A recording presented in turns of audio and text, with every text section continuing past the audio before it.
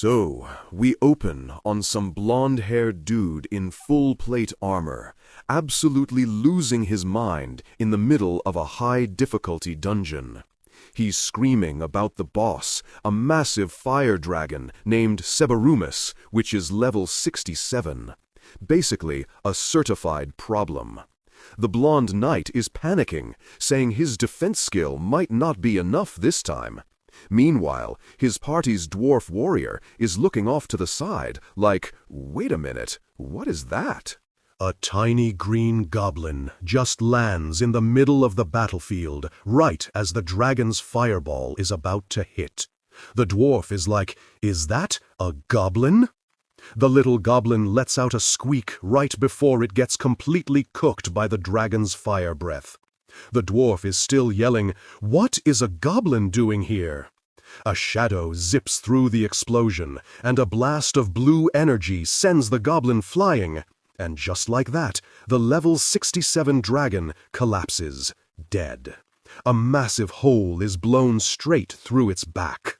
The party is absolutely stunned. The blonde knight can't believe a goblin just one-shotted the boss. The dwarf points to a nearby hill, yelling that someone is up there. On the hill stands a dude with black hair and a wild grin. The blonde knight points and accuses him of being the one who summoned the goblin. We cut to the real world, where our protagonist, a muscular construction worker named Zkimchulsooz, is hauling a heavy sack. A co-worker notes that he's actually smiling for once. On his break, our guy gets grim, thinking of himself as a goblin, a weakling stuck forever in a low-level dungeon, both in the game and in life. He's deep in his self-pity, thinking a goblin can never level up, no matter what. A co-worker's voice snaps him out of it, asking if he heard about some guy named Mr. Cha.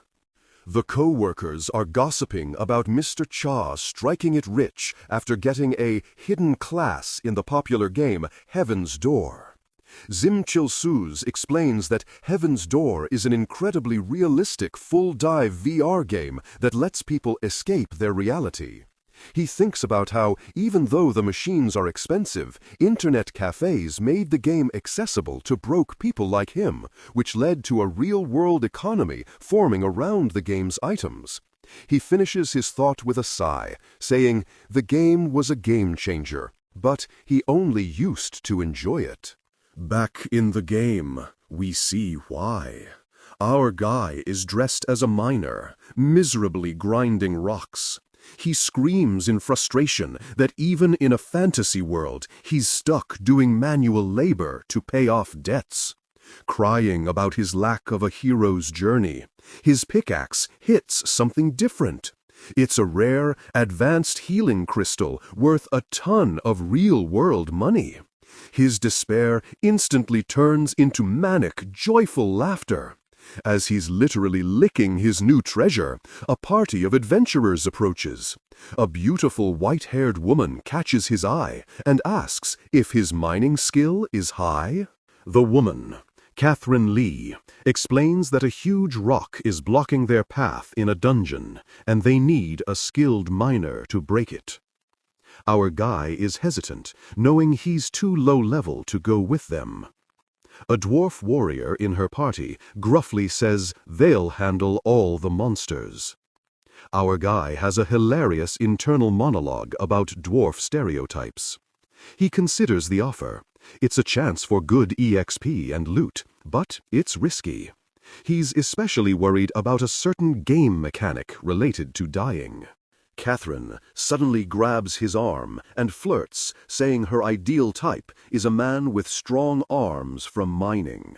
Completely smitten, our guy immediately agrees to help. Man got no Riz defense. A little later, he's surrounded by wolves and is already regretting his life choices. The monsters are a way higher level than him, and he is absolutely terrified. Just as a wolf is about to turn him into a chew toy, Catherine yells, "Don't move!" and incinerates the entire pack with a single fire spell. It's revealed that Catherine is a level 39 magician. She asks if he's okay, and our guy is just stunned by how powerful she is. She tells him to stay close to her for safety. Our guy is over the moon, thinking his in-game romance arc is finally beginning. The arrogant swordsman in their party casually kills a monster and tells our guy not to be so surprised by their strength. He condescendingly explains that they needed people like him with a high mining skill to break a special ore, since they didn't want to waste their own points on a grinding skill. Our guy is immediately offended. He's fuming internally, wanting to prove that he has combat skills too. His fantasy lasts for about half a second before he remembers that no, he absolutely does not have any combat skills. He's silently raging.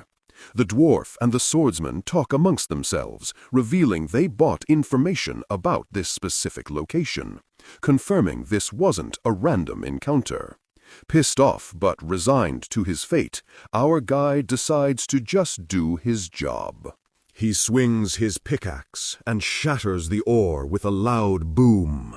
When the dust settles, a massive, ornate door is revealed. It's a hidden dungeon. The swordsman and the dwarf are ecstatic, realizing they've hit the jackpot. But Catherine just smiles coldly and asks, "We?" Our guy thinks his life is about to change, but then he's blasted from behind. A PK mode activated message flashes as he's attacked by his own party. He collapses, betrayed. The party stands over him, mocking him for being a dumb miner they used to get access to the hidden dungeon, which they knew all along. He weakly asks if they knew, and the swordsman grabs his hair, calls him a moron, and brutally smashes his face into the ground. He wakes up, surprised to still be in the cave. He briefly thinks they must have had a shred of decency and spared him. A system message pops up. His expensive healing crystal was automatically used to revive him. The crystal disintegrates, and he absolutely loses it, screaming about his lost money. He notices the hidden dungeon door is still open. Fueled by pure rage over his lost crystal, he decides to follow them in and crash their party. He gets to his feet and makes a heroic charge for the glowing entrance. He immediately trips and falls into a deep pit because, of course, there are stairs right at the entrance. He lands hard but survives, finding himself in the Goblin Shrine. He looks around the enormous, empty hall and spots a goblin statue sitting on a throne. He explores the shrine, unimpressed. He was expecting a tough, hidden dungeon, not some boring place filled with weak goblins. The silence is eerie. He stops just short of stepping on a severed hand lying on the floor. He looks down and screams in horror when he realizes it's the corpse of the dwarf warrior from the party. A chat message from the dead dwarf pops up, asking for a revive. Our guy scoffs, realizing the greedy dwarf is refusing to respawn just so he doesn't miss out on the dungeon rewards. Suddenly, a massive red warning appears, telling him this is a high difficulty dungeon and he should leave immediately. Then he hears a woman scream from deeper inside. A monstrous hand is shown, crushing the arrogant swordsman, while another grabs Catherine. A grotesque, level 80 monster named Geiger appears. Our guy is terrified, wondering what a beast like this is doing in a goblin shrine. He whispers in disbelief, "Level 80?" as Geiger opens its mouth and begins to eat the swordsman. The sound of crunching is horrifying. Our guy gags, realizing this is the worst-case scenario. He remembers that the game's pain simulation is dangerously real. Catherine screams for help, but he yells back that he's powerless against a monster that's dozens of levels higher than him. He knows that dying to a monster this powerful can cause shock-induced retirement, which can lead to actual brain death. He turns and runs, telling himself it's not his fault because they betrayed him first. As he flees, he tries to justify his cowardice, desperately grinning that he's weak and has no choice but to survive alone. The Goblin Lord feels a sense of kinship with your cowardice and weakness. This message completely breaks him. He screams at the stone throne in a fit of rage, yelling that he never wanted to be weak or powerless. He flashes back to his miserable life of debt and hard labor, shouting that he wanted to be a hero with cool skills, not a rock miner. In tears, he yells that none of this is his fault, and he shouldn't be insulted for being weak when he never had a choice. He points at the goblin statue on the throne and screams, "Who are you to look down on me? I get looked down on everywhere, and now even a goblin pities me. Fine, I am a goblin." The shrine responds by offering him a hidden class, Goblin Summoner. He stares in disbelief before breaking down into a manic, tearful laugh and screaming that he rejects it. The system ignores him and completes the class change anyway. Just then, the level 80 monster, Geiger, reappears. Resigned to his fate, our guy decides to fight. He activates his new Goblin Summon skill, and a tiny, scrawny-looking goblin appears. He smirks, planning to use the little goblin as bait while he makes a run for it. He orders it to attack Geiger. He turns to escape, but freezes in his tracks. The tiny goblin has just landed a devastating blow that sends the massive Geiger reeling. Our guy is completely speechless as a flood of EXP notifications fills his screen. He's also learned absurd new skills like Feed Goblin and Walk Goblin.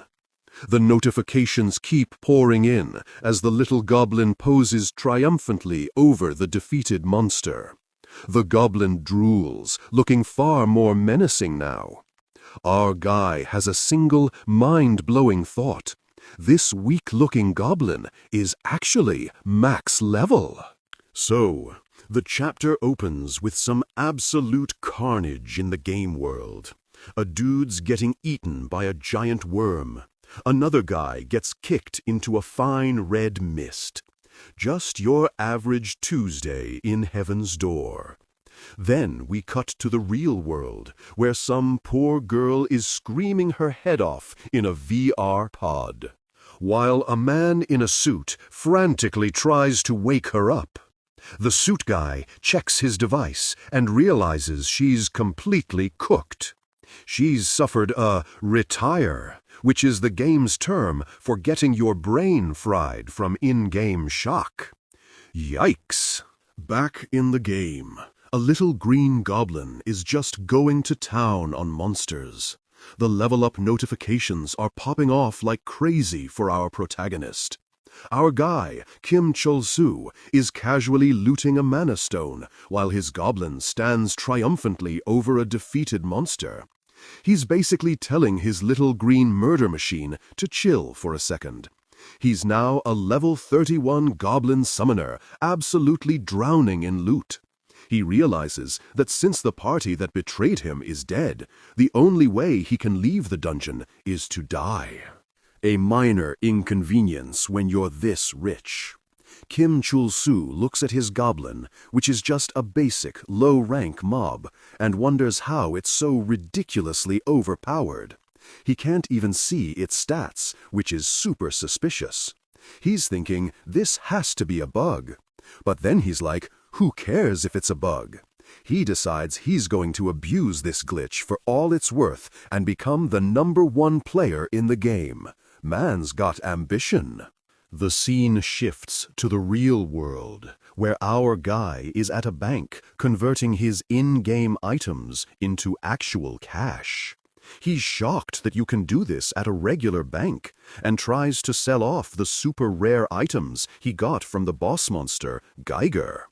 The bank tellers completely lose their minds when they see the value of his items.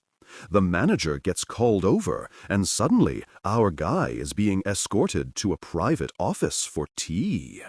He's now in a fancy office with the bank manager, who gives him cold tea. Our guy is confused about why he's getting the VIP treatment. The manager starts giving him a sales pitch about investing his money. Our guy cuts him off, thinking he only has about 1,000,001, which isn't exactly high roller status. The manager just smiles and drops an absolute bombshell. The items from the Geiger monster are worth 230,000,001. Our guy's brain just short-circuits. Back in the game, Zkimchulsooz is celebrating with his goblin, overjoyed that he's already paid off 10% of his massive debt. He's calling the goblin cute until he gets a good look at its ugly face and has to admit he can't lie to himself. He tries to unsummon the goblin now that they're in a town, but he can't. The goblin is just out in the open, and everyone is staring and making fun of how ugly it is. Our guy is mortified. The goblin gets fed up with the insults and starts smacking a huge red-haired player on the legs. Zkimchulsooz recognizes the guy as Patton the Annihilator and immediately knows this is going to be a problem. Someone in the crowd confirms it's Patton from the Avalon Guild. When our guy asks if he's famous, a bystander clarifies that the Annihilator is a title he gave himself. Our guy correctly assumes this dude is not a stable individual. He tries to stop Patton from attacking, yelling that the goblin isn't a wild monster, but it's too late. Patton swings his massive sword to obliterate the little guy. But the goblin is just built different. It dodges the attack and one-shots Patton, who just explodes in a shower of blood. The game's PK system prevents high-level players from bullying others, but it didn't account for a low-level goblin with max-level stats. The crowd is stunned that Patton the Annihilator just got, well, annihilated. Zkimchulsooz starts to panic, realizing he's in deep trouble if they connect the goblin to him. Just then, a blue-haired man in a hood shows up, mocking the fallen Patton. This new guy, the edgelord leader Yunhyuk, arrives with his crew from the Avalon Guild. He declares that even though the goblin is a weak monster, they have to take revenge for their guildmates' honor. Our guy knows his goblin could probably wipe them all out, but that would only make things worse. So Zkimchulsooz runs out and pretends he's going to take care of the goblin for them.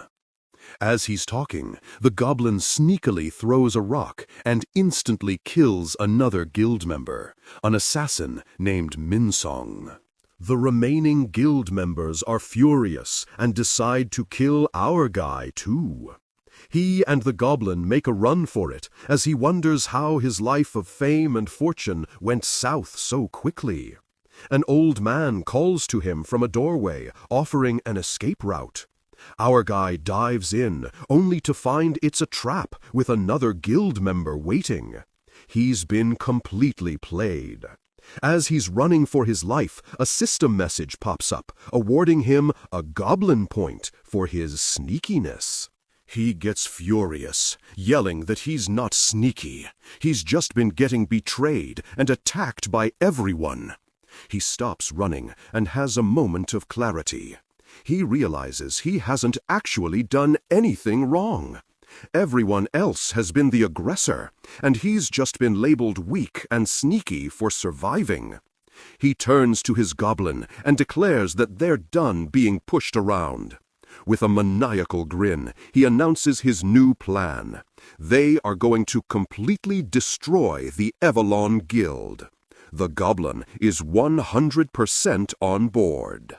Meanwhile, the remaining Evilon members are hunting for him. The blonde archer, Jihyun, thinks it's overkill for their leader to be there, but Yunhyuk warns her that the goblin is suspiciously strong. They hear a scream and find the old man who set the trap getting wrecked by a cloaked figure. It's payback time. Yunhyuk confronts the goblin and unleashes a flurry of attacks, but a 0 damage notification pops up.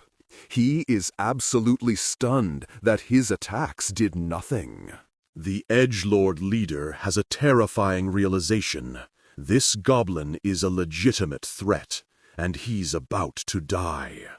Just as the goblin is about to finish him, a figure flashes in and parries the attack, saving Yunhyuk at the last second. It's the blonde archer, Jihyun, who scolds him for freezing up against a mere goblin.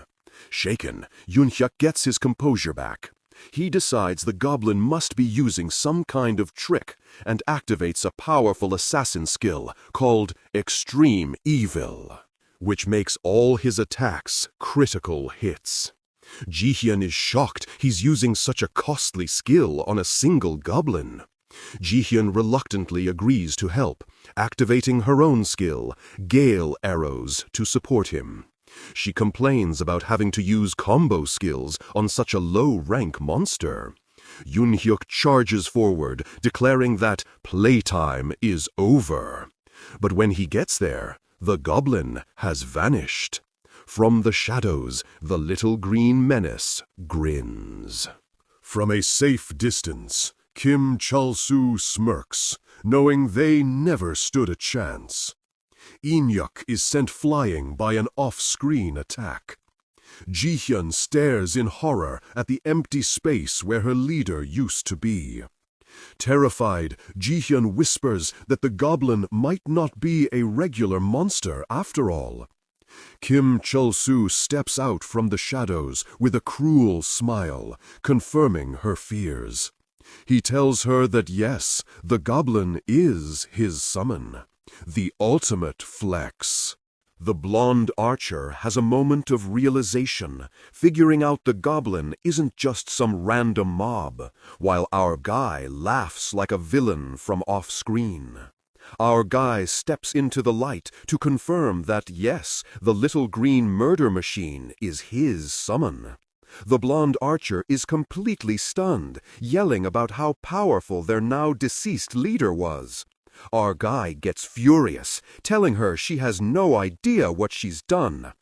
In a massive fumble, our guy screams that it's their fault for being irresistible. The blonde archer, who is tied up, understandably freaks out and calls him a pervert. He tries to explain himself, but only makes it worse by saying his precious thing is hard, which is an all-time bad choice of words. Completely embarrassed, he tells his goblin to make her stop screaming, just as a crowd starts to form on the street below. The crowd immediately recognizes the players from the earlier beatdown. Our guy is about to book it when he realizes just how bad this whole scene looks from their perspective. The crowd comes to a wild conclusion. The goblin has single-handedly wiped out the Everton Guild and is now about to assault the last surviving woman. Our guy realizes he is completely cooked. His revenge plan has accidentally made him a public menace. Thinking fast, our guy decides to lean into the misunderstanding and starts yelling at his own goblin, pretending to be a hero. The crowd is shocked to see a player in starter gear standing up to the monster that destroyed a powerful guild. The goblin is completely confused by this sudden betrayal. Our guy puts on an Oscar-worthy performance, faking tears and declaring that it's all over now. The crowd misinterprets this as a heroic challenge to the goblin. The crowd goes absolutely wild, cheering for their newfound hero. Our guy is completely baffled, wondering why they aren't calling for his head. He finally gets it. They don't know he's the summoner. He immediately has a flashback to a completely made-up, heroic version of events where he nobly defended the guild. Back in reality, he realizes he has accidentally become a hero, risking his life to save a damsel in distress. He can't help but laugh maniacally at his incredible luck. He quickly leans over to the blonde archer and threatens her. Stay quiet about his secret, or she'll end up like her friends. Terrified, she immediately agrees to cooperate. With the witness handled, he gets back to his performance, dramatically accusing his goblin of invading the village and causing suffering. He yells that he will deliver justice, while a system window reveals he's just activating a skill called Walk the Goblin, which causes a golden collar and chain to appear on the confused creature. He finishes his heroic roar and yanks the chain, creating the perfect illusion of a fierce struggle as he pulls the goblin into himself. He slams the goblin onto the roof, and the crowd is completely fooled, thinking he's using a legendary skill called Chains of Light, instead of just taking his pet for a walk. A system message confirms this is just a walking skill that is actually making the goblin happier. He tells the crowd to stay back because the monster is so dangerous. And the blonde archer plays along perfectly, estimating his level is over 50, which blows the crowd's minds. The accidental hero announces that while he can't win, he can banish the beast. He then activates another powerful skill, goblin feeding, which summons a single sausage into his hand. With all the flair of a final attack, he dramatically throws the sausage while yelling, "This is your end!" The goblin happily runs after its snack. As the goblin chases the sausage out of the main gate, our guy yells for the town guards to close it, successfully locking his own summon outside. The crowd erupts in cheers, celebrating their hero. He's relieved that he managed to rebrand himself from guild-annihilating psychopath to town-saving champion. Later, the blonde archer finds him and confirms that her guildmates have respawned and that she will keep his secret. Our guy gets a sly look, realizing he can use this situation to his advantage. He makes it crystal clear that if she ever breaks her promise, he will find a way to kill her at the respawn shrine over and over again, with damage greater than infinity. A terrified scream echoes across the town as the sun sets. Message delivered. The scene changes to a fancy inn room where our guy is relaxing, feeling incredibly proud of himself for the good deed that earned him such nice lodging. He has a brief, dramatic flashback about failing to save someone in his past, then immediately snaps out of it to remember the goblin point he earned for being sneaky. He uses the point on a skill called Goblin Rally, assuming it's a buff. Instead, dozens of goblins erupt from the floor of his room, causing him to panic completely. Just then, the innkeeper knocks. Our guy yells that everything is fine while desperately wrestling a club away from his main goblin and apologizing for the fake fight earlier. Later that night, he and his goblin are lying in bed, bonding over being misunderstood outcasts in a world full of jerks. The story moves to a tavern where our guy walks in and is immediately confronted by a huge, red-haired man. The red-haired man, along with the blue-haired edgelord leader, thanks him for saving their guildmate. Our guy is deeply unnerved by the edgelord's intense death stare. The blonde archer, now identified as Jihyun the Deathbringer, tells the edgelord to relax. Our guy, sweating because his goblin isn't there to protect him, admits he helped them because he needs a favor. The edgelord leader isn't surprised. The blonde archer promises the guild will repay their debt. So our guy explains that he's too strong for the beginner area and needs to find a way to the next zone. An old man from the guild steps forward, introducing himself as the one who knows the way. He also gives a very sincere apology for trying to attack our guy the day before. The old man praises our guy's strength, assuming he must be incredibly powerful. Across the room, Patton the Annihilator, the warrior who got one-shotted by the goblin, looks extremely salty. Our guy knows that without his little green murder machine, Patton would absolutely destroy him in a single hit. The old man begins his explanation. To leave the beginner area, a player must clear a special raid dungeon, not the regular dungeons scattered around.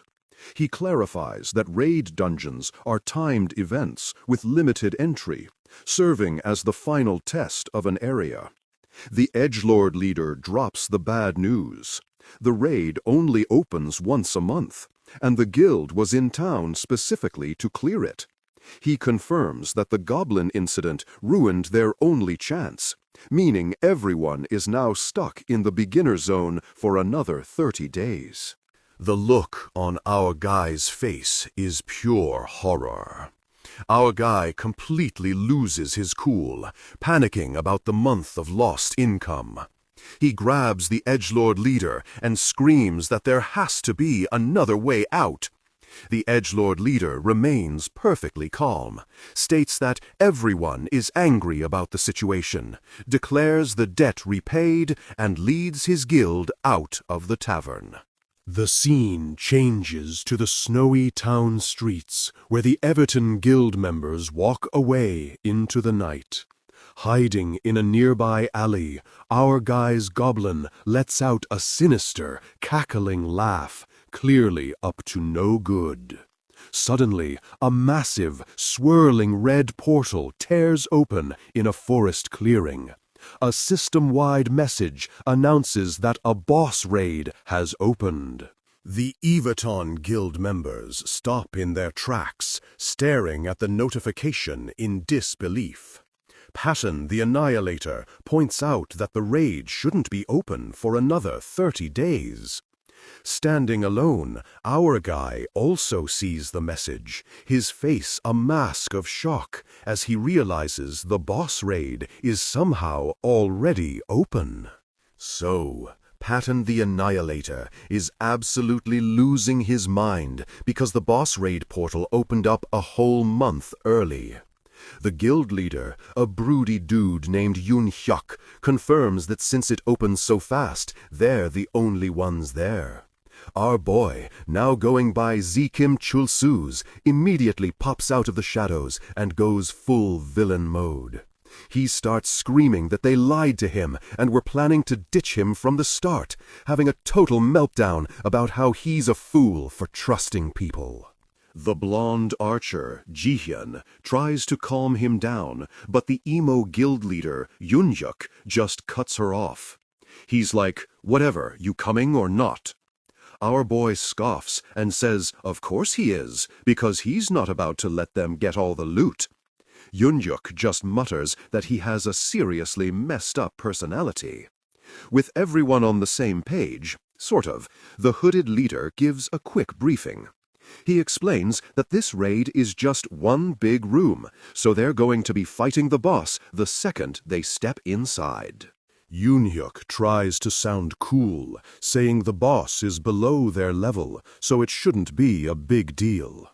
But Patton the Annihilator gets super hyped, flexing on the boss and yelling that the Everton Guild will take it down in 10 seconds flat, which gets the whole crew fired up. As the guild charges into the portal, our boy hangs back.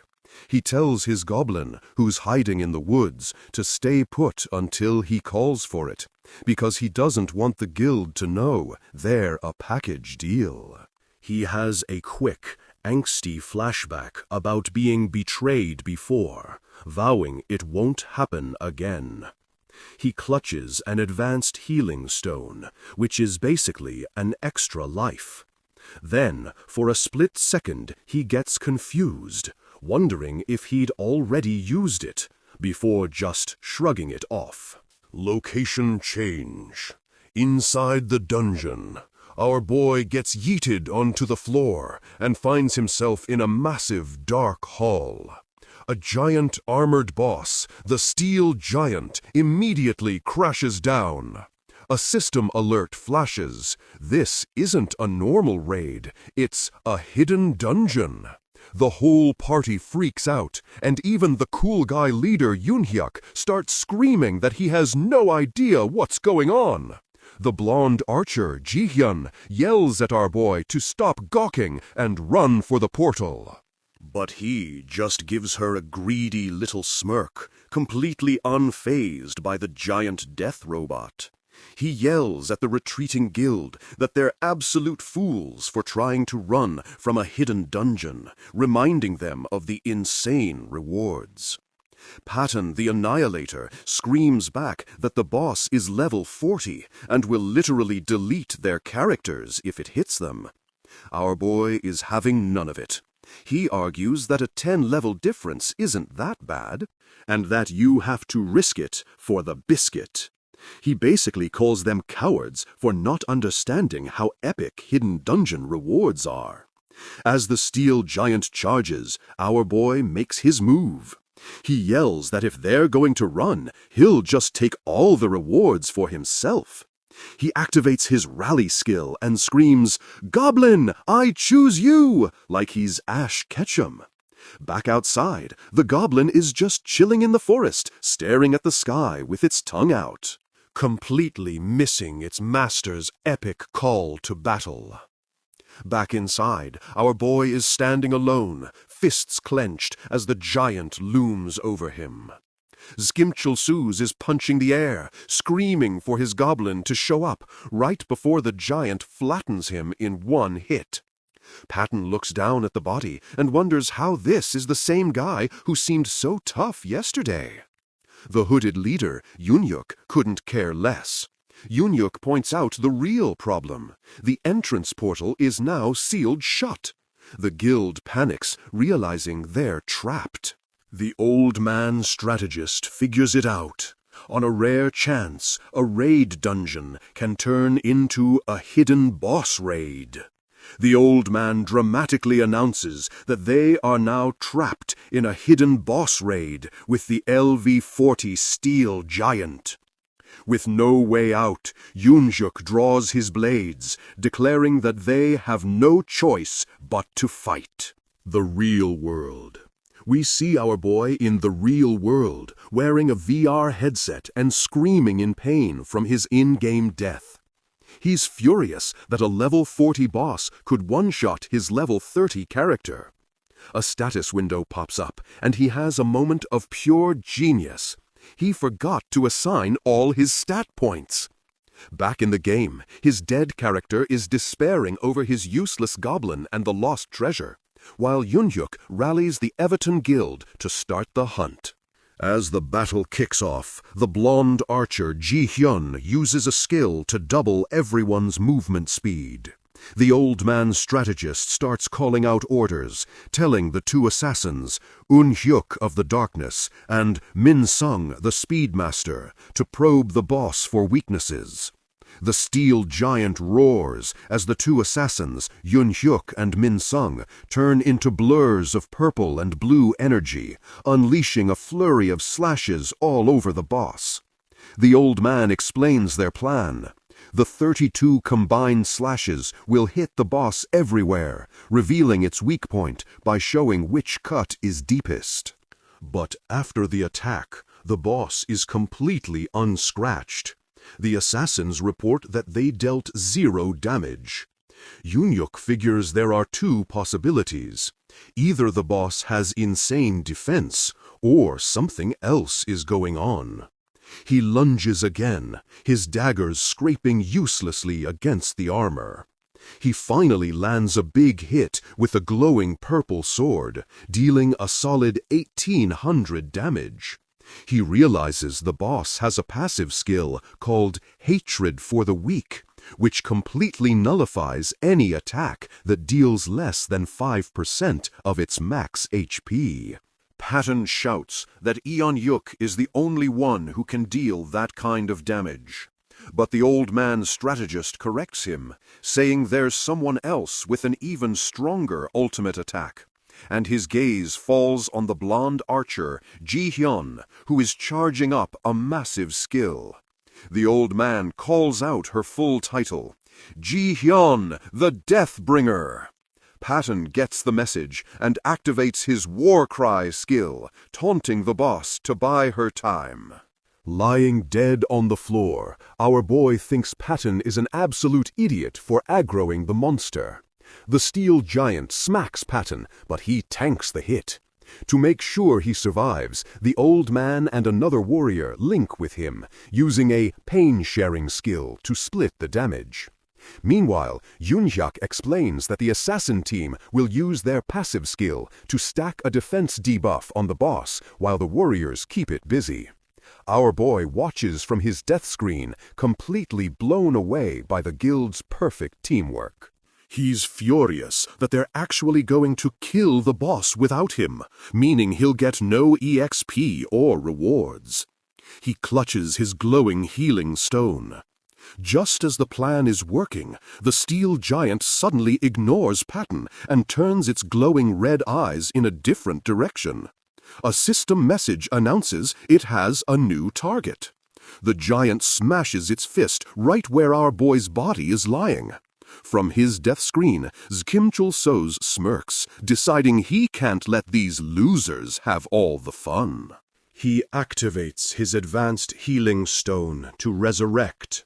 He stands up with a smug grin, ready to make a grand entrance, but is immediately interrupted by system alerts. The steel giant has locked onto him and unleashes a massive area of effect attack that wipes out the entire assassin team. Patton, still standing, screams at him for not resurrecting sooner. Our boy, Zkimchulsooz, grabs a healing crystal off the floor and announces that the main character has finally arrived. The steel giant immediately agrees, locking onto him as its new primary target. The giant instantly unleashes a massive area of effect attack, wiping out a huge chunk of the guild. The blonde archer, Ji-hyun, absolutely loses her mind, screaming at our boy for reviving at the worst possible second. A quick flashback shows the guild getting completely steamrolled by the boss before our boy's grand entrance, with even the emo guild leader, Yoon-hyuk, getting knocked around. In the flashback, the guild's main tank, Patton the Annihilator, flies into a rage, but the old man strategist, Singrul, warns him to keep his cool. Patton gets one-shotted by a Giga slash, and the old man strategist watches in horror as his entire plan goes up in smoke. Back in the present, the system confirms the deaths of the tank and the strategist. Our boy starts freaking out, insisting it wasn't his fault, while the emo guild leader calmly explains that monsters always prioritized ranged attackers. Yoon-hyuk continues his lecture, explaining that Patton's taunt was the only thing keeping the boss off the squishy assassins. Our boy's revival reset the boss's aggro, leading to an instant team wipe for the damage dealers. The blonde archer, Ji-hyun, panics while charging her ultimate skill. The emo guild leader tells her to hold her shot, since their original plan is now completely useless. Yoon-hyuk realizes they don't have enough defense debuffs stacked on the boss for a one-hit kill. He decides to be the new distraction, telling Ji-hyun to keep charging her attack no matter what. Our boy awkwardly tries to offer help, but Ji-hyun shuts him down hard, calling him a worthless nuisance without his goblin. This sets our boy off. He starts screaming that it's the guild's fault he couldn't bring his goblin, then gets a crazy look in his eye, taunting Jihyun that they're all going to die without his help. He declares he's just going to sit back and watch them all get wiped. As if on cue, the steel giant immediately targets the blonde archer. The emo guild leader heroically leaps in to draw the boss's attention, unleashing a flurry of attacks only to get smacked into a wall. Undeterred, Yoonhyuk gets right back up and charges in again, determined to pull aggro off the archer. He hits the boss with a third all-out attack, yelling that the best way to get a monster's attention is to do a ridiculous amount of damage. His plan finally works. After taking 3 big combos, the steel giant finally switches its target to Yoonhyuk. The emo guild leader smirks, confident he can now dodge the boss's attacks long enough for Jihyun to finish charging. He tries to activate his dodge skill, but a "Your MP is insufficient" message pops up. Before he can even react, the giant's fist comes down and completely flattens him. Our boy stares at the emo guild leader's corpse and starts screaming at Jihyun, calling the entire guild a bunch of overconfident idiots and regretting he ever revived himself. The 2 survivors get into a massive screaming match. He yells that he'd rather they all die than let the guild get the rewards without him, while she insists she just needed 10 more seconds to win. Their argument is cut short when the steel giant roars and locks on to Jihyun once again. Knowing it's now or never, Jihyun prepares to fire her half-charged shot, but then sees our boy running straight at her. He asks if she's able to move while charging her skill. When he realizes she can't, he grabs her while she screams in terror. In a shocking display of teamwork, our boy throws Jihyun over his shoulder and starts sprinting away from the boss, promising to buy her the 10 seconds she needs. Jihyun is stunned that he's almost as fast as their lead assassin. Our boy explains his genius build. He dumped every single stat point into agility. He then internally complains about getting a goblin point for this heroic act, just as Jihyun yells that her attack is finally ready.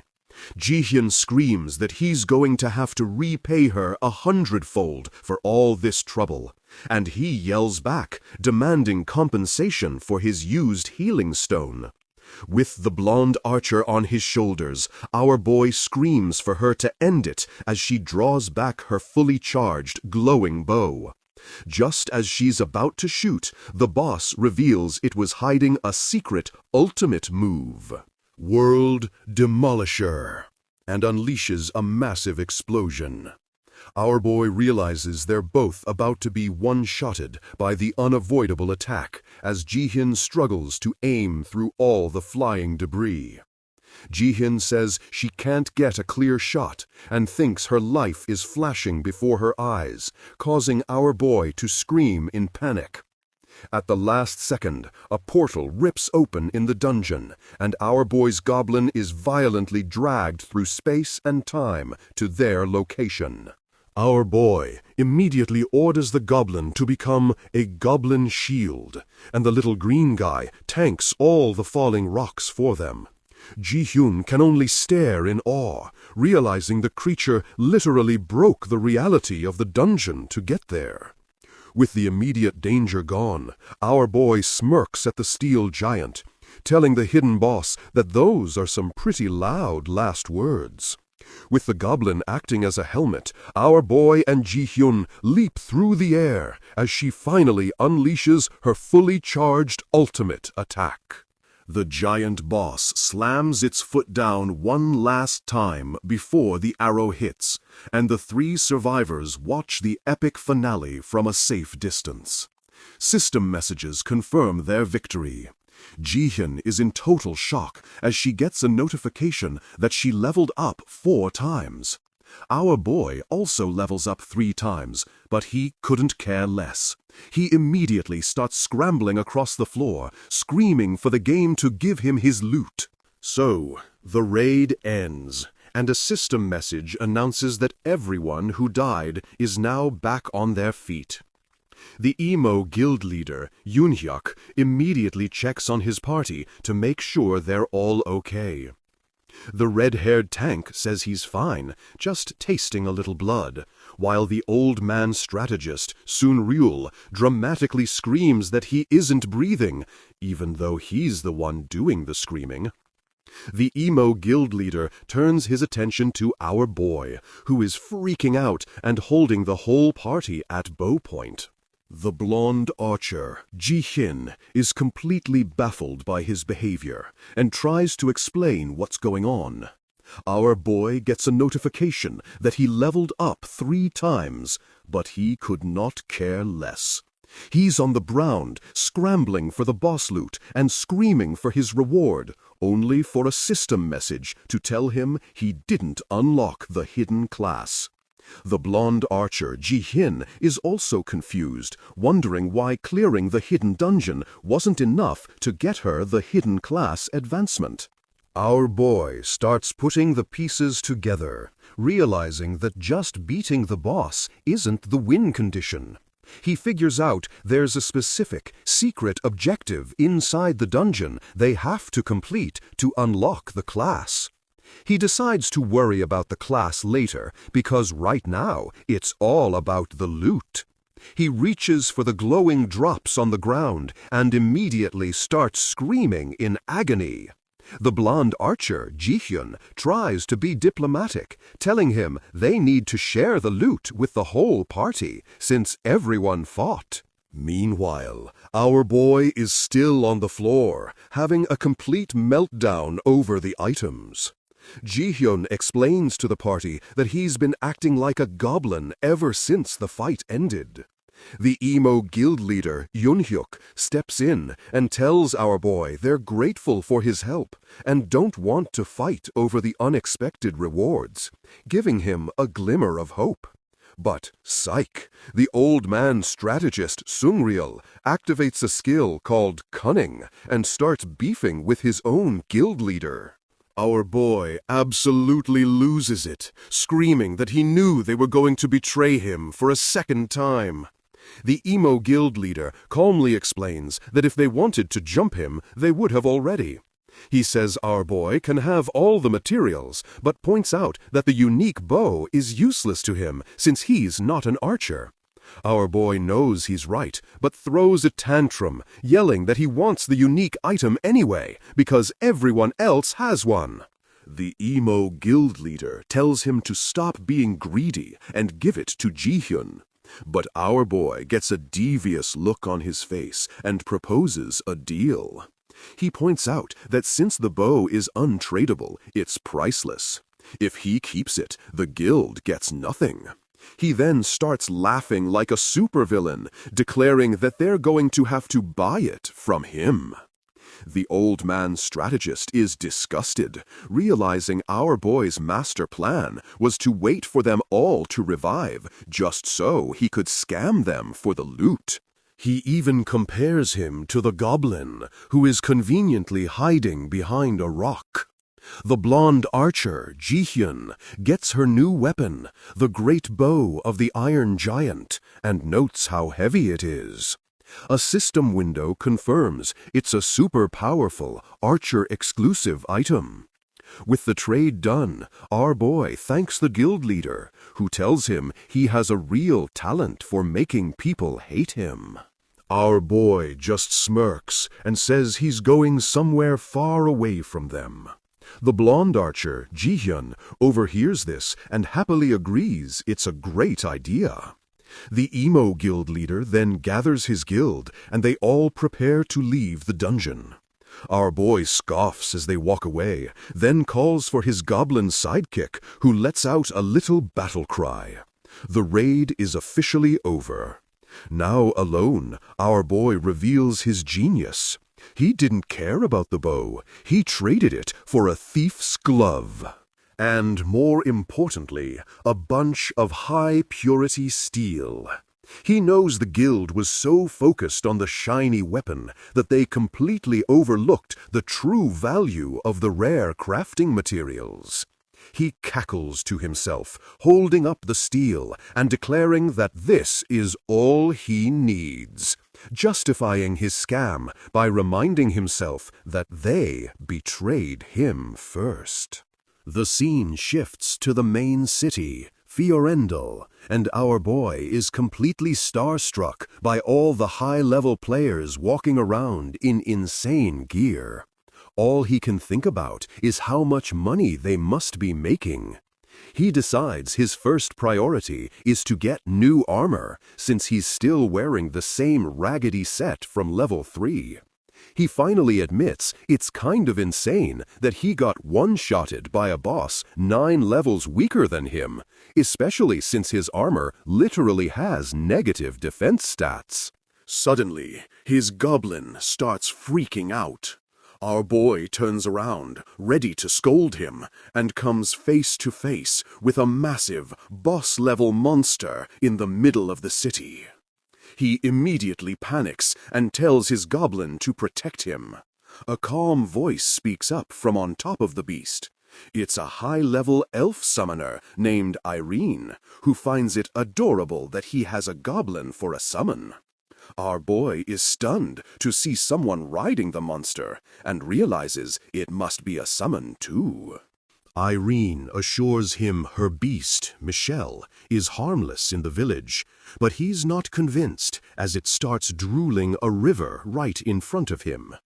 He can immediately sense that this elf summoner is on another level of power, way stronger than the entire Evaton guild combined.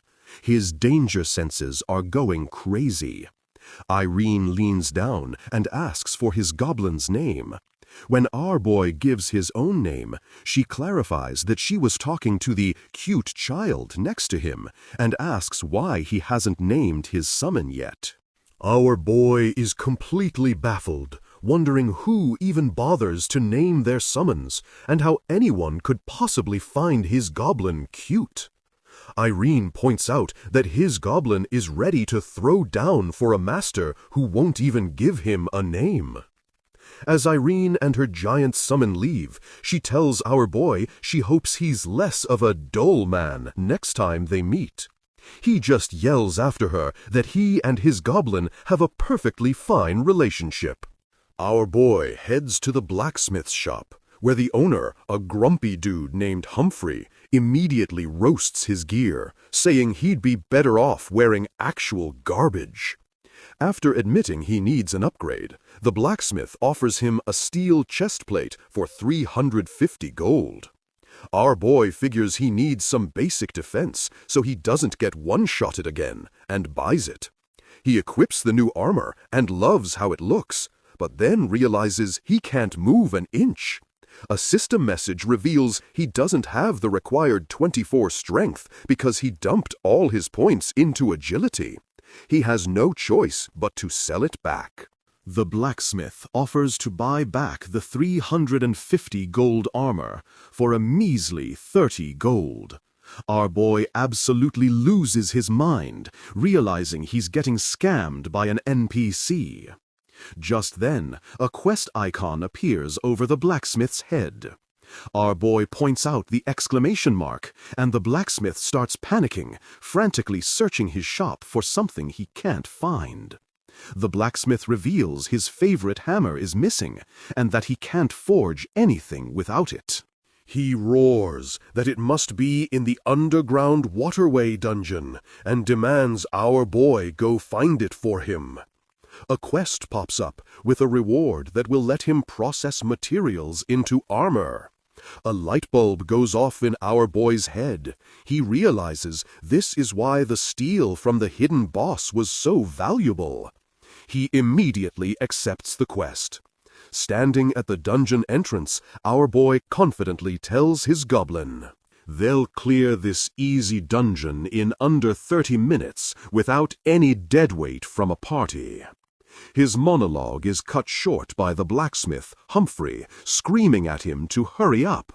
A quest update reveals the mission will fail if the blacksmith dies, and our boy stares in horror, realizing he's stuck with an NPC escort. So our boy gets the quest update and realizes he's stuck on an escort mission. You know, the worst kind of mission. He's like, "Are you kidding me? I fail if this old dude dies?" He is absolutely cooked.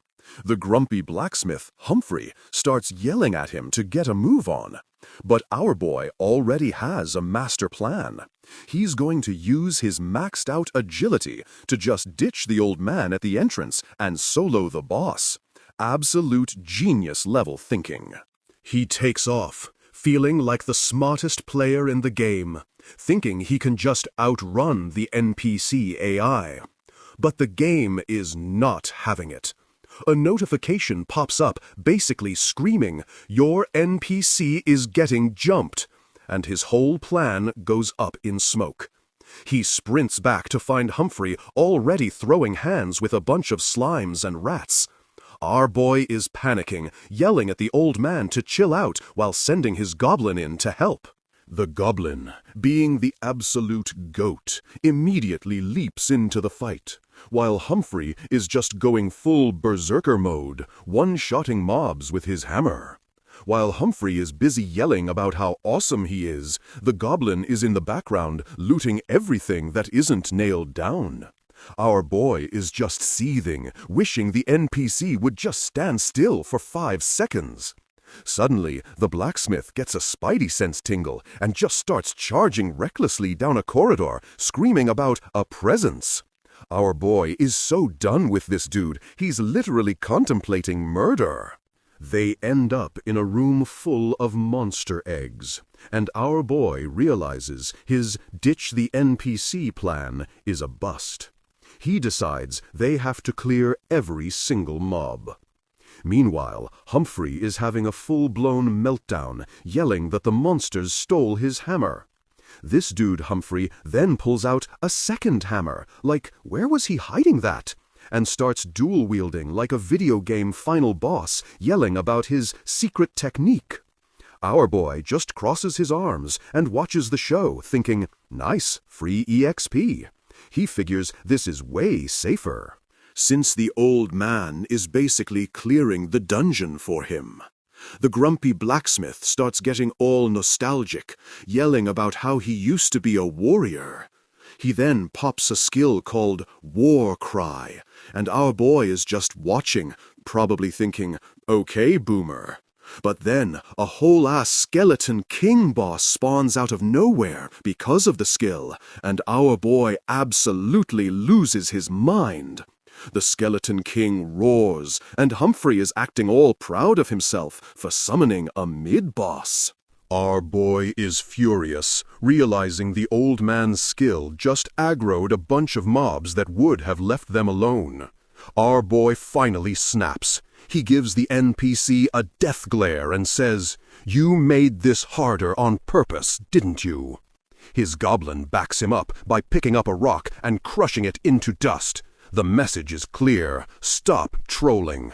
The goblin then lobs an explosive at the skeletons, while our boy lays down the law. 3 hours later, our boy is completely drained. The blacksmith has been trolling him the entire time, and he's leveled up 3 times just from the chaos. Suddenly, he hears a noise. Humphrey spots a trap on the floor and screams for everyone to get back as 3 golden projectiles come flying at them. Our boy freaks out, grabs his goblin, and ducks for cover. After it's over, he's totally confused about what even triggered the trap, noticing he barely stepped on a loose rock. It turns out Humphrey took the arrow for them like an absolute unit. But then system messages pop up saying he's poisoned and his HP is dropping fast. In a matter of seconds, the NPC just dies. Quest failed. Our boy respawns back in the city, absolutely raging. He's screaming that he's going to kill Humphrey all over again. As he's having his public meltdown, a mysterious man in a black suit watches him from a rooftop, saying he's finally found him. He finds Humphrey back at the forge, ready to throw down. But the blacksmith just starts roasting his terrible gear again. Our boy is about to go off, but Humphrey casually says, "Thanks for finding my hammer," leaving him completely stunned. "Quest cleared" window pops up. Turns out the hammer dropped from the very first rat they killed at the entrance. Our boy is screaming, "Why didn't you tell me?" And Humphrey just yells back that he's trash. Inside the forge, Humphrey gets to work, giving a speech about how a master blacksmith turns the best materials into legendary gear. He finishes crafting a new set of armor and presents it to our boy, calling him a swine. Our boy puts on a gauntlet and immediately realizes this isn't just any armor. It's made from the super rare materials he scammed off the Everton Guild. Our boy is now decked out in his first ever rare armor set, posing for a crowd of impressed players. Humphrey tells him it's on the house, but not to thank him, and our boy just yells back that he wasn't going to anyway. The vibe in the city suddenly shifts as PK mode is activated. The man in the suit from the rooftop appears and just kicks a random player out of the way. This dude, who looks like a corporate hitman, tries to sneak attack our boy, who dodges it because of his maxed-out agility.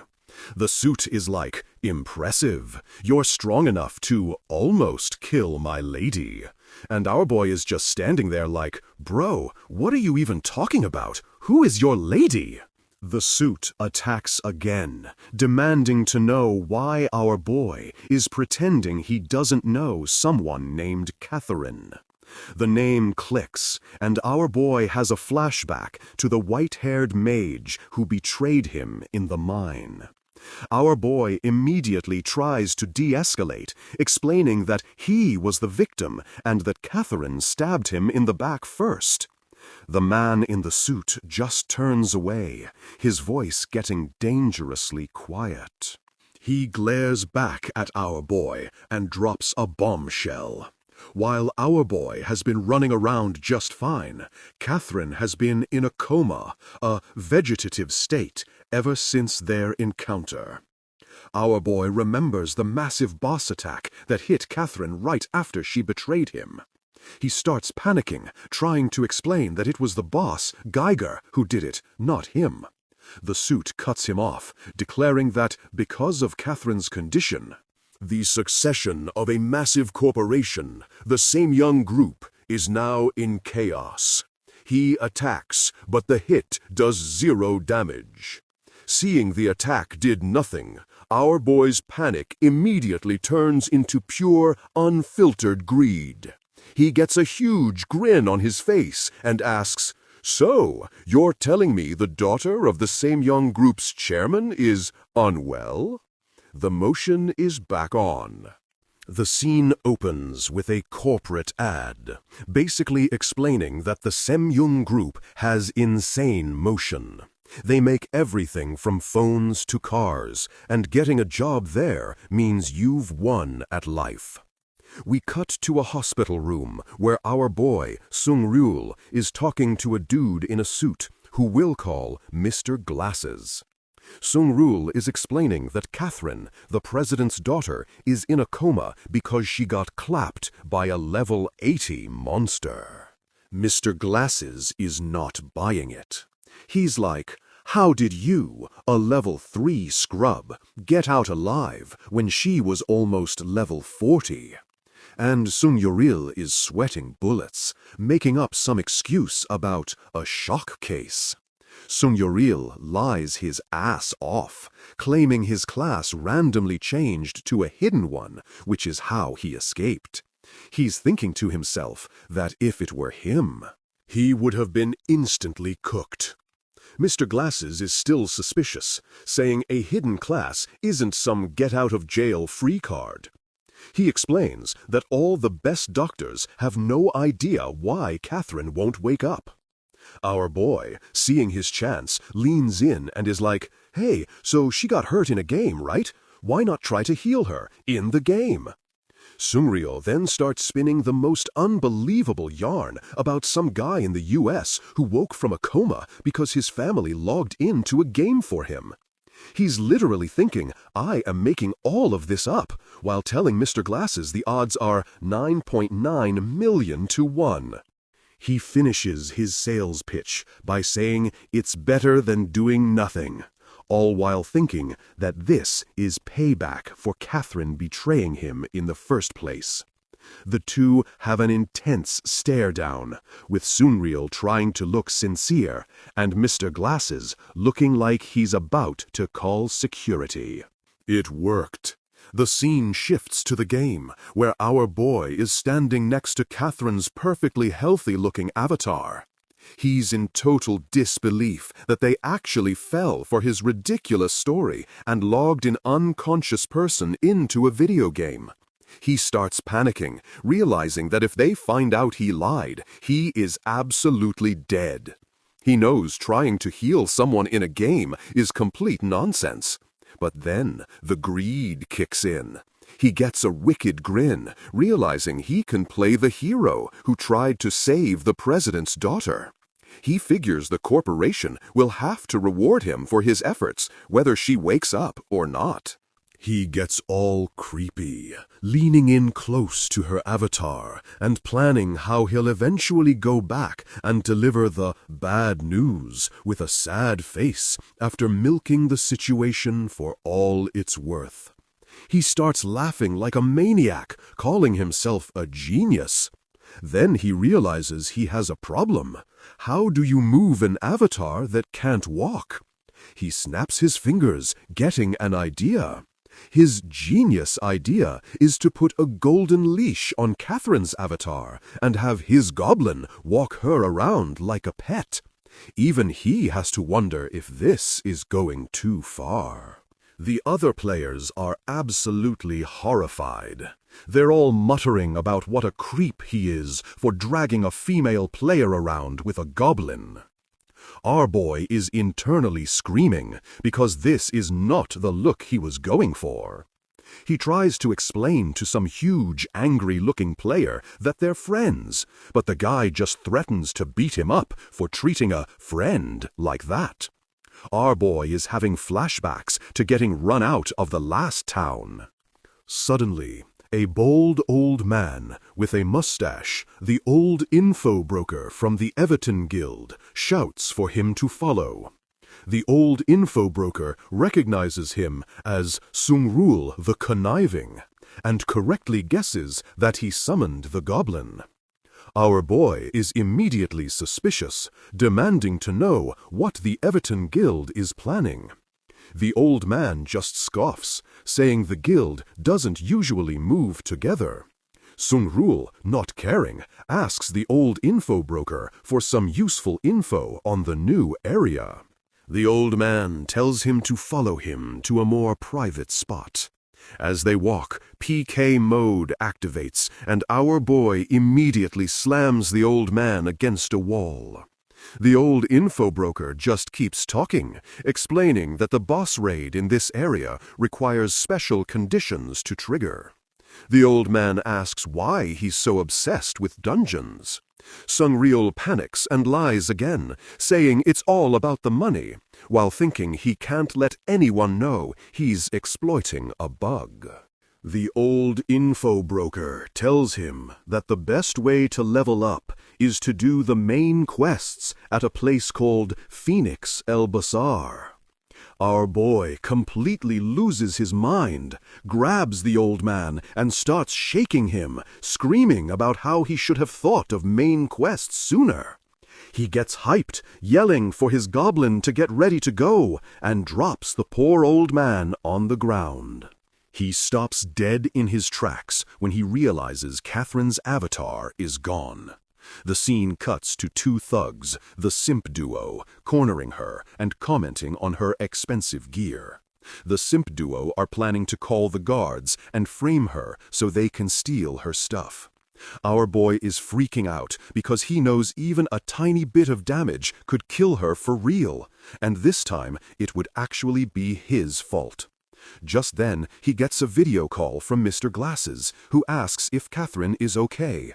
Sungyul, out of breath from running, yells that of course she is. When Mr. Glasses demands to see her, our boy smashes the call window in a panic. We see Mr. Glasses standing next to an old man in golden armor, the Semyong Group's president, Chairman Moneybags. The chairman isn't worried, saying a commoner like Sungryul wouldn't dare harm his daughter. The chairman reveals he knows the in-game healing is impossible.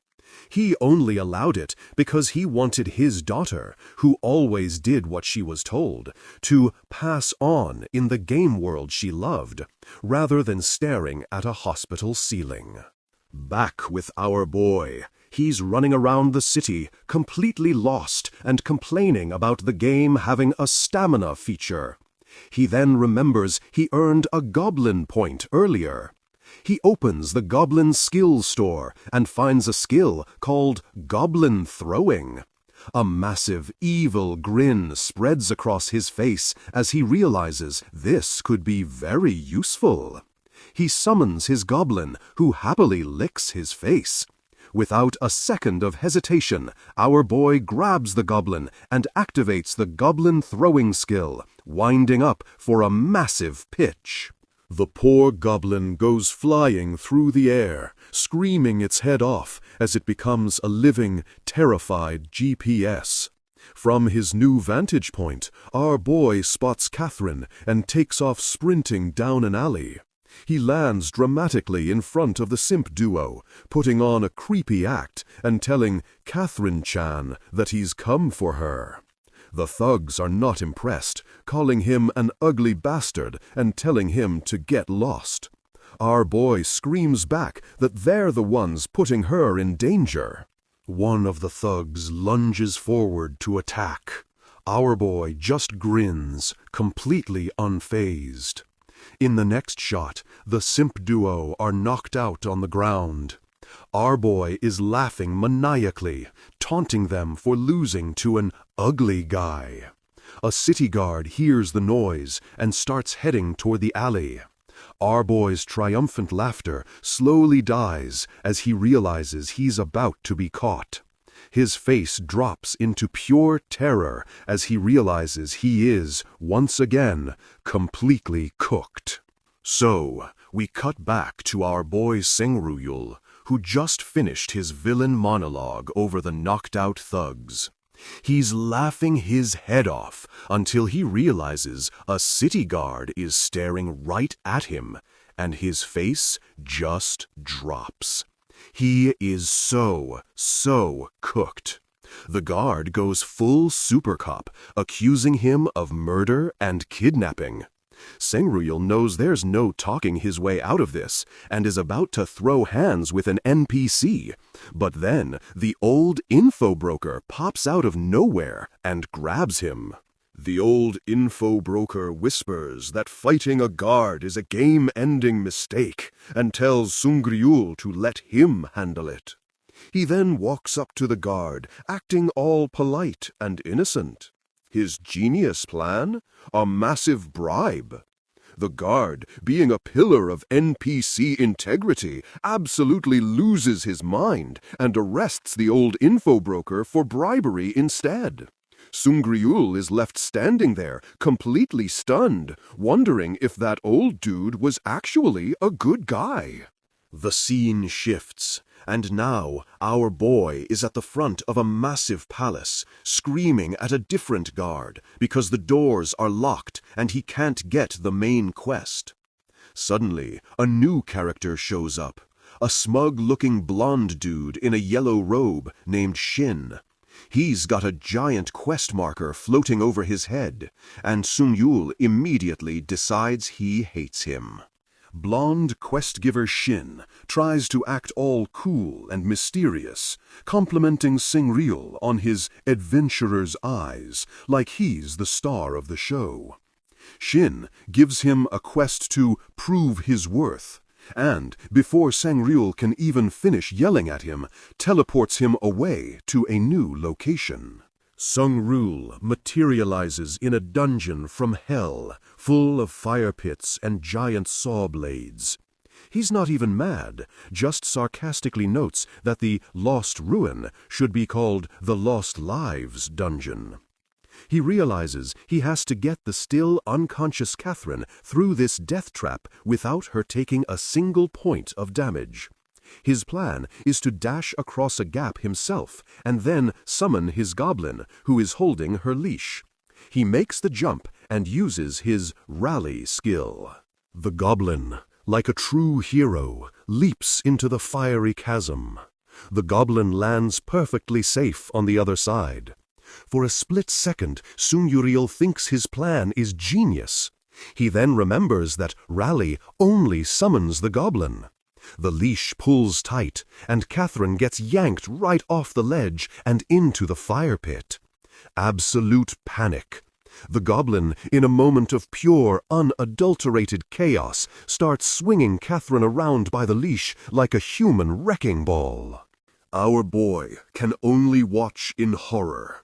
Catherine's body goes flying and smashes into the ground on the other side. Sangreal rushes over, convinced he just accidentally murdered the president's daughter for real this time. We get a super dark flashback to Catherine's childhood, where her abusive father screams at her for having friends and wearing makeup, calling her worthless. In the flashback, Catherine begs her mother for help, but her mom just stares at her coldly and calls her a flaw. Yikes. Back in the present, Singreal is freaking out when his goblin apparently suggests he perform mouth-to-mouth resuscitation. Singreal has a whole internal debate about how CPR is pointless in a game, before deciding he's a good Samaritan and should definitely give it a shot anyway. You know, for science. Just as he leans in, a video call from the butler pops up. The butler sees exactly what's happening and, with pure menace in his voice, promises to kill him. Sungreal frantically tries to explain, but the butler cuts him off, revealing he's getting real-time updates on Catherine's vitals from the hospital. She's completely fine. The butler explains that Catherine's gear is so ridiculously overpowered that she's basically invincible. He was just calling to make sure our boy wasn't being a total creep. Sungreal smashes the end call button. Realizing Catherine is an indestructible human shield, Sungreal gets a terrifyingly joyful grin. He tells his goblin it's time for a high-speed, no-rules dungeon clear. The next trap is a giant rolling boulder. Singreal just uses Catherine's body as a sled to slide right under it. To get across a broken bridge, the goblin literally whips Catherine's body across the gap like a grappling hook. They finally reach the boss room, but in his excitement, Singreal accidentally throws Catherine right between a giant golem's legs, waking it up. Enraged that the golem dared to attack his multi-purpose anti-trap diffuser, Singreal orders his goblin to destroy it in one hit. The goblin goes into beast mode, transforming into a blur of energy and one-shotting the massive golem. The goblin lands like a superhero as the golem crumbles into a pile of rocks. Just as Sungreal starts celebrating, the golem's pieces begin to glow and pull themselves back together. The golem reforms, now bigger and at a higher level. Unfazed, Sungreal just has the goblin destroy it again. It comes back a third time, now a level 50 monster. Sungreal finally loses his cool and starts screaming at the boss for cheating. He realizes destroying the golem makes it stronger and tells his goblin to block instead. But it's too late. The golem lands a massive hit, sending him flying. While dodging attacks, Sungryul figures out that the golem will keep reviving until he finds and destroys its core. He starts to panic, realizing he has no way of finding the weak point like the pro guilds do. He glances over to check on his human shield and is shocked to see Catherine is no longer on the ground. She's standing. Catherine is staring at the golem, but her traumatized mind is superimposing the image of her abusive father over the monster. The flashback memories hit her full force, and Catherine, finally awake, lets out a blood-curdling scream of pure terror. So, we start inside the heiress's head, where she sees some giant shadowy figure and lets out a blood-curdling scream. Classic trauma response. The scene snaps back to the dungeon, where our boy Zkimchulsooz is having a full-blown panic attack as the golem crumbles in the background. A new, spikier monster starts to form from the smoke, and our boy is trying to do the mental math, hoping the damage from the last fight wasn't enough to actually kill the heiress. Suddenly, a big armored hand grabs his face and forces his mouth open. He's freaking out, wondering what fresh hell this is. Plot twist. It's the heiress, and she is wide awake and absolutely furious. She starts screaming at him, demanding to know what's going on, and flexing that she has an emergency escape skill. Our boy's brain short-circuits. First, he's terrified she remembers him using her as a human shield. Then, his inner capitalist kicks in, and he starts daydreaming about the massive reward he's going to get for saving her. He puts on his best customer service voice and tries to spin a story about how her dad hired him to take care of her. She's not having it, and immediately delivers a flying kick right to his jaw. Chulsooz goes flying and has the absolute audacity to be mad that she didn't give him a heads up before kicking him. The big stumpy golem reforms in the background.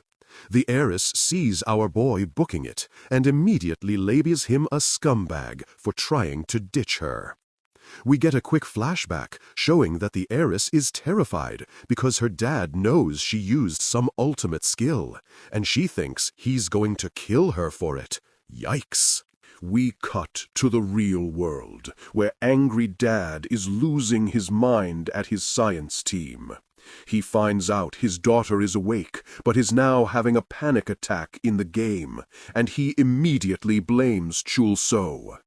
Angry dad is going full villain monologue, screaming about what our boy must have done.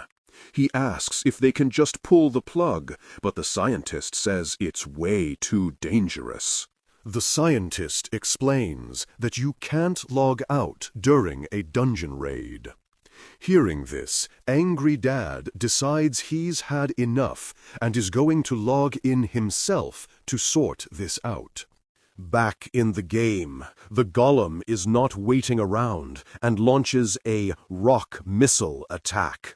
The heiress is screaming and running for her life when the golem's giant hands snatch her right out of the air. The MVP goblin gets absolutely launched by an attack. The heiress runs past the chaos while our boy yells at her that her plan to just outrun the giant monster is, shockingly, not a good one. She trips and falls, getting stuck in a fear loop and just muttering, "I'm scared," over and over. Our boy decides she's a liability and makes the ice-cold decision to just knock her out again. He summons the goblin to do the dirty work. Just as the goblin is about to bonk her, she looks up with tears in her eyes and begs Chulsooz for help, promising to pay him even more than her dad would. She clarifies that she doesn't just want to escape the dungeon, she wants him to help her escape her entire abusive family, screaming that she can't stand being hit anymore. Perfect timing. A video call from Angry Dad pops up, and he is threatening to hunt Chulsoo down if he doesn't see his daughter that instant. The goblin is still ready to follow the last order, but Chulsoo tells it to stand down and go stall the golem instead, acting all offended that his little green buddy would doubt him. Thinking fast, our boy grabs the heiress's face, forces her into a horrifying smile for the camera, and cheerfully tells her dad that she's doing great and just recovering. Back in the real world, Angry Dad shows the picture to his team and somehow buys the lie, concluding her earlier panic must have just been a seizure. The chairman seems to calm down, but then tells Chulsoo the job is over and he's taking his daughter back. Our boy starts to protest, but it's too late. The call ends.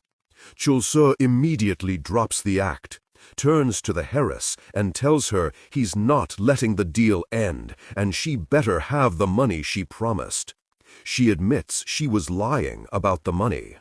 Our boy absolutely loses it and threatens to rat her out to her dad to get the official reward instead.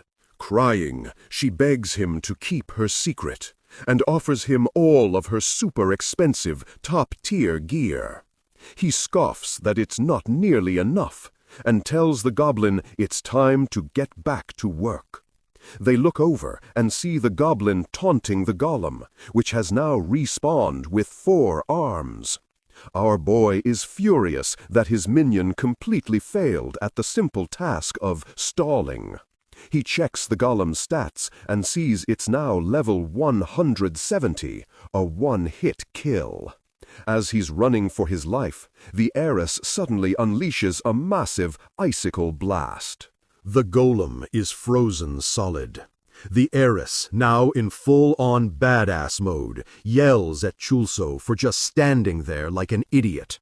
She screams at him to run and starts dragging him along with a chain that's now connecting them as they make a desperate escape. They finally spot the exit, but their escape is cut short by a massive dark chasm that has opened up right in front of the gate. The chain goes tight, and the heiress gets yanked right off the edge and into the pit, screaming for Chulsoo to help her as she falls. Our boy freezes, having a flashback to a time when he ran away from a fight because he was too weak. He decides this time is different. He has to save her, mainly because if she dies, she can be revived by doctors, but if he dies, it's game over. What a hero. As she's falling, the heiress gives up all hope, thinking that he's just like everyone else and that no one will ever come to save her. She hits the bottom of the pit, but a second, much louder impact shakes the whole cavern moments later. It's our boy. He's made a full-on superhero landing, crackling with golden energy and ready for a fight. But before he can do anything, a random dude appears in a flash of light with the tag NEC God floating over his head. The god tells Chulsoo he did a great job and he'll take it from here, leaving our boy completely baffled.